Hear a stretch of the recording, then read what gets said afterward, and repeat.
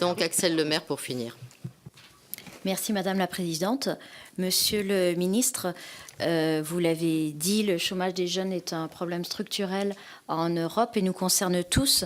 Mais la France a eu une initiative politique absolument fondamentale en décidant d'agir en commun et d'identifier ce problème comme étant séparé du problème du chômage de manière générale. Ce n'était pas évident de le faire. Il y avait des réticences à la fois politiques et administratives, y compris à Bruxelles.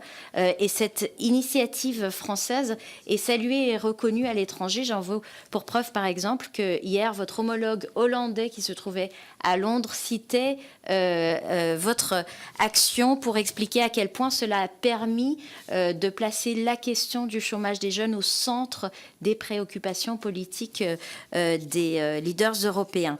Alors, l'une des réponses à ce problème du chômage, c'est effectivement la mobilité par les études, la mobilité par l'apprentissage.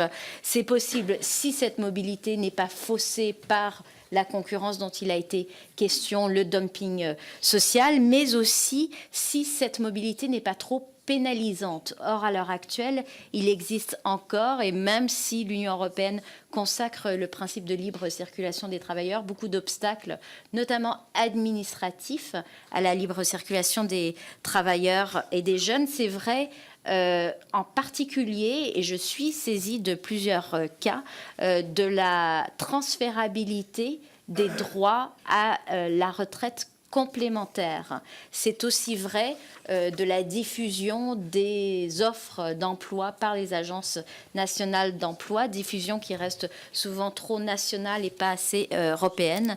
C'est vrai pour la reconnaissance des qualifications professionnelles par les autres États, mais aussi de la reconnaissance de l'expérience professionnelle à l'étranger au moment de rentrer dans le pays d'origine et en particulier en France.